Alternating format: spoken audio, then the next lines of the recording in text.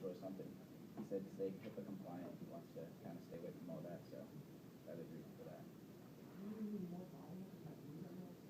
Okay, louder. I'm going to try to stay away from verbal junk like last time, and then just try and obviously have a greater presence out here. My name is louder. Okay. My name is Johnathan Monteiro.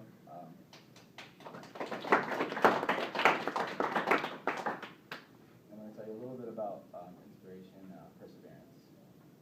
I am the greatest. I said that even before I knew I was. The author of this quote and a man that I'm treating in my clinic both have something in common. They continually fought against all odds and continue to fight their condition. Today I'm going to tell you about the struggle this man is facing in fighting Parkinson's disease. In order to do so, I will explain the processes of the good and bad days of his treatment, the flaring and fluctuation of his Parkinson's disease, and finally, the drive and determination he exhibits to overcome his disease. For those of you who do not know, Parkinson's is characterized as a disease of the central nervous system, degenerative in its properties. Motor symptoms result from the dopamine-generating cells in the substantia nigra that lose their ability to generate those cells. It's a region of the midbrain.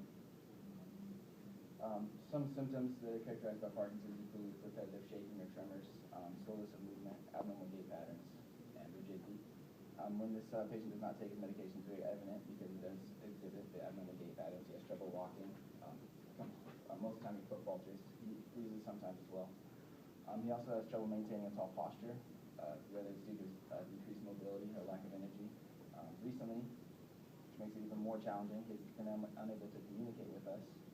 He cannot give us any feedback for us to provide to gauge his treatment.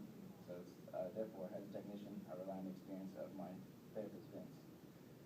And since I've been working with this patient, there are good days and bad days. There's some days he comes to the clinic feeling very elated and happy, but there are also days where he has to cancel, whether it's due to exhaustion or what have you. Being an elderly man, it is very difficult for him to continually commit because he's dependent on other people for rides and things like that. Numerous times, more than not, I'll come into the clinic and I'll see that his actually appointment has been canceled or rescheduled, whether it's due to the exhaustion or as a recent dehydration. It's always a constant battle for him to come in and seek treatment. However, if he's physically able to, he would mentally prepare himself to come and receive his therapy. Finally, barring any obstacles or setbacks that this man faces, he always comes ready and willing to attend his therapy. There are days when he's in the clinic, and you can visually see the frustration on his face because he's somewhat of a prisoner in his own body, and he cannot do what he wants to do. Nonetheless, he continues to fight and attend every session necessary. When working with him, I think about all the great things that he's accomplished in his life, and it amazes me to see that he continually fights and he continually stands up to face this adversity. And he doesn't revel in his glory days or reflect on his past.